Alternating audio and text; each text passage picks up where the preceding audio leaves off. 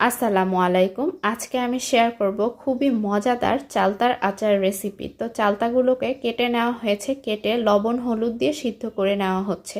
তারপরে নিয়ে নেওয়া হয়েছে এখানে গুড়। তারপরে হচ্ছে চালতাগুলোকে পানি ঝরিয়ে নিতে হবে। তারপরে চালতাগুলোকে একটি কড়াইতে নিয়ে গুড় কিছুখানি দিয়ে চালতাগুলোকে হচ্ছে গুড়ের সঙ্গে পাক দিতে হবে এবং জাল দিতে হবে। অনেক গুড়ের পানি ছাড়বে, তো এগুলোকে ভালো করে নাড়তে হবে যতক্ষণ না গুড়ের পানি শুকিয়ে যায়।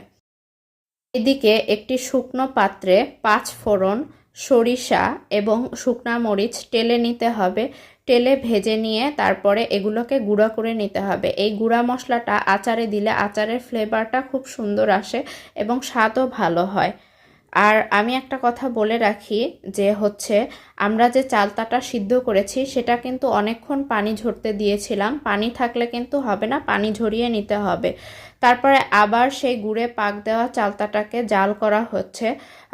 অনেকক্ষণ নেড়ে নেড়ে জাল করতে হবে যাতে পানি একদম শুকিয়ে যায়, গুড়ের পানিটা শুকিয়ে যায়। যারা যারা আমার ভিডিওটা দেখছেন, ভিডিও দেখার আগেই একটা লাইক ডান করে দিবেন। আচ্ছা, তারপরে একটি ফ্রাই প্যান নিয়ে নেওয়া হলো। ফ্রাই প্যানে তেল দিয়ে দেওয়া হলো, সরিষার তেল পরিমাণ মতো।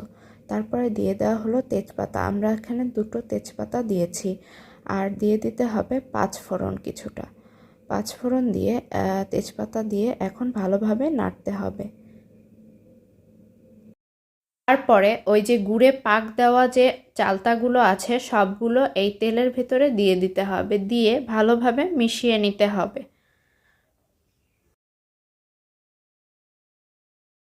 একটি খুন্তির সাহায্যে খুব ভালোভাবে মিশিয়ে নিতে হবে। যারা যারা আমার ভিডিওটি দেখছেন, যদি আমার চ্যানেলটা সাবস্ক্রাইব করা না থাকে প্লিজ আমার চ্যানেলটা সাবস্ক্রাইব করবেন, পাশে থাকবেন, লাইক কমেন্ট শেয়ার করবেন। তো এখানে দেখতেই পাচ্ছেন কিভাবে মিশিয়ে নেওয়া হচ্ছে। চালতার আচার কিন্তু খুবই জনপ্রিয় এবং কে পছন্দ করে না এমন তো কেউ নেই, চালতার আচার পছন্দ করে না, সবাই পছন্দ। তারপর ওই যে ভেজে রাখা যে মশলাটা গুঁড়ো করা হয়েছে ওটা দিয়ে দেওয়া হলো পরিমাণ মতো, একটু বেশি করে। এটা দিলেই চালতার আচারের ফ্লেভারটা অনেক ভালো আসে। তারপরে মশলাটা দিয়ে খুব ভালোভাবে মিশিয়ে নিতে হবে। মিশিয়ে নিলেই আস্তে আস্তে গুড়ের পানিটা একদম শুকিয়ে যাবে এবং আঠালো হয়ে যাবে। তারপরে আমরা বুঝতে পারবো যে আমাদের আচারটা রেডি হয়ে গিয়েছে, আঠা আঠা হয়ে যাবে, একটু শক্ত ভাব হবে, তখন খেতে খুব ভালো লাগবে। বাসায় একবার হলেও ট্রাই করে দেখবেন, আশা করি নিরাশ হবেন না, খুব মজা হবে, একদম দোকানের মতোই হবে এবং খুব স্বাস্থ্যকর হবে।